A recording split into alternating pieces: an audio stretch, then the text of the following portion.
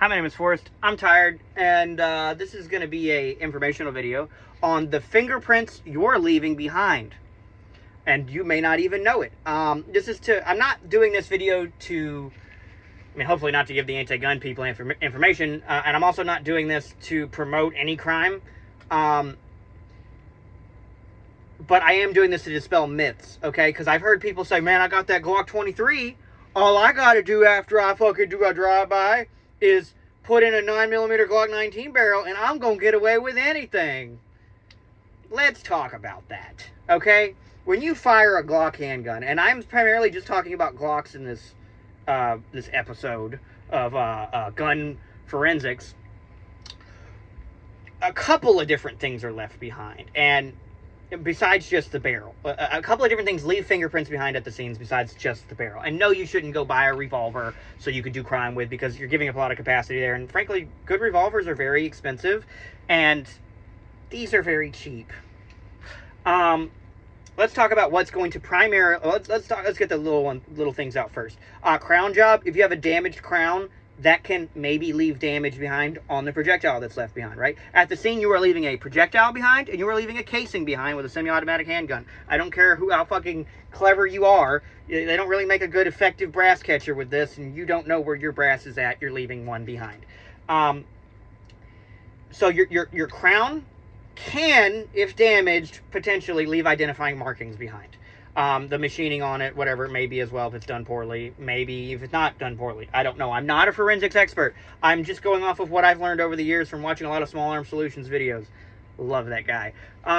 The rifling twist rate identifies what, further helps to identify what model of handgun you had, but also specific metallic markings left behind from the rifling on the projectile itself can identify it. So they're partially right when they say you can change the barrel. You won't be able to be tied to the bullet anymore. The bullet.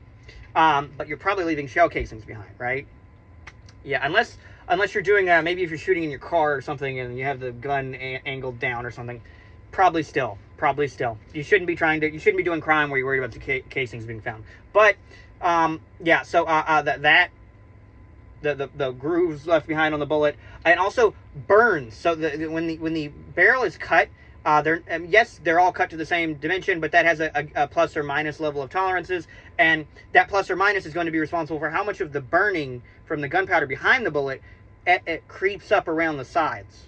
Okay, and if you have a boat tail bullet on a rifle, you're going to have that whole boat tail is going to have some premature burns on it or whatever, right? Or could have it. Let's talk about the powder, right? On the bullet, they can maybe tell, so all your hand loaders out there, they can maybe tell what kind of propellant you're using, what kind of propellant charge weight you're using. The burns on the back of that are going to make a big difference. Keep in mind, most of your bullets, if you're not carrying hollow points, are open on the back. And so that lead gets really etched much more easily than a copper bullet would. I'm not saying do crime with a hollow point, but you should do everything with a hollow point. Full Metal Jacket's kind of gay. Anyways, now let's talk about the real giveaway. Shell casings. Okay?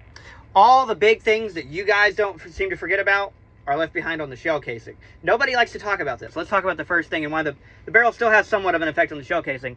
When this goes into the chamber, it's pushed out and in and then out, slightly up and out, and thrown out the side, right? Slight up is important. We'll come back to that. If there is any rough machining or any machining at all, dirt in your chamber, anything, as your shell casing expands from having its components ignited on the inside, it's going to take the shape of the chamber better. And if there's anything there, any rough cuts, anything, as it pulls out, it's going to have a horizontal line going straight along the casing that will be pulled out with it. And microscopically, doesn't matter if there's nothing in your chamber, microscopically that metal's going to leave shit behind. And I'm not saying dirty your chamber up to fucking create artificial markings or whatever. That would be, you're going to induce an unreliable gun, right? And just because your brass comes out like that doesn't mean it's unreliable. Just because you can see lines in it. So we know the markings from the barrel. Let's get away from the barrel now. Let's talk about the real, doer-inner of many criminals, the breech face. Okay? You have the extractor right here. Extractor damage will happen. Like we said with the barrel, when you machine something, there's tolerances plus or minus in the thousands, right? Hundreds, thousands, whatever. The way that extractor claw there is made, it is individual in nature, and so like when they see the rim of the case, the inside rim of it, for when it goes to pull it out, there will be a little indentation there. It may be some really talented forensics experts may be able to identify an extractor or link an extractor to that damage on that case. And if you're the kind of fucking asshole who puts around directly in it and then drops the slide, yeah, that's creating one more marking on your fucking casing, and it's also damaging your extractor over time, which will further lead to more identifiable markings on your cases, right? Even if they made the same part the same way every time, it will wear differently over time. So you buy that brand new gun, you go shoot it a couple of times, and now all of a sudden it's leaving a telling mark on all casings. So you need to be mindful of that. The next is going to be breech face rubbing or deformation. When it's stripped out of the magazine, this is a controlled feed action, okay? It rubs the moment it leaves the magazine. Some guns are push feed. They may not have, usually guns that don't have extractors. But you can see as it pushes out, it's holding on to it the moment. In fact, if I can do this safely on camera, right when that breech face makes contact, it is pushing it, and we are under the extractor. Okay, unload the show clear. That rubbing, vertical up and down rubbing that we see right here, and that's also another where more extractor damage can be left behind, another fingerprint there. We're going to call these fingerprints, right? But the rubbing of the breech face, and in fact, if you have an old breech face, you'll see black and you'll see rubbing there. Well, I rubbed it. I see I rubbed some of the black away. Dust, maybe, whatever. You'll have telling marks that are left behind right here, and also on one side from your extractor. But let's talk about, and that'll be married to the gun. That's the biggest fingerprint that will mark. And so if you just change the barrel out, extractor damage. If you just change the extractor and the barrel out, you still have that breech face rubbing there, right? If you change the extractor, barrel, and firing pin out, you still have breech face rubbing. Okay, now let's talk about the firing pin, what it leaves behind. When a Glock fires, the firing pin protrudes out the front as your safety plunger is depressed, and it does not click back in. You'll hear it. Until the slide goes back forward. So that means the firing pin is sticking out the whole way back during the extraction cycle. Which means, and remember, like I said earlier, that little up movement, your barrel goes down. Okay, let's show this off. Your barrel tilts down. Actually, it might be a downward movement now that I think about it. Whoop. Goes down. And I'm going to do the no-no thing and push this underneath the extractor. Okay? When this tilts, it rubs right back down. Okay? And that downward movement makes the firing pin cut an up and down track. That's also probably why Glock firing pins come to a point like this and are skinny like that way, so that they can fucking, allow for that up and down movement.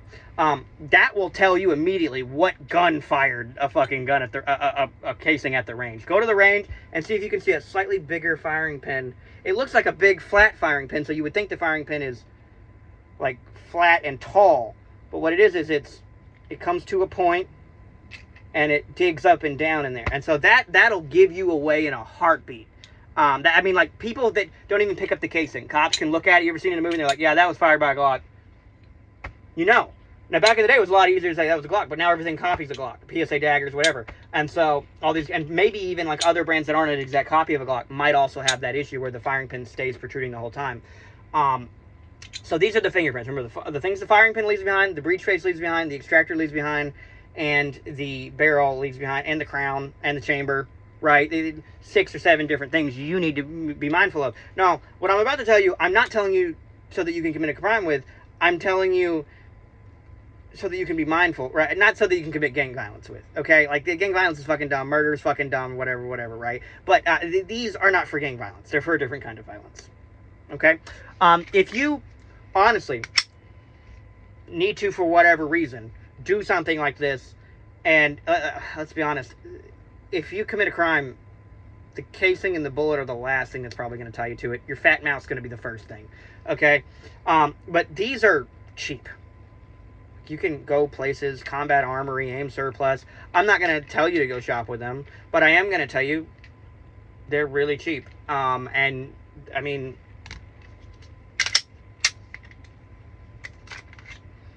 kiss my ass, ATF. I just did that so fast. Works. Just get an aftermarket slide that's worth a fuck. You'll be fine. So, yeah, this is my video on the fingerprints you're leaving behind and you don't even know it. Yeah.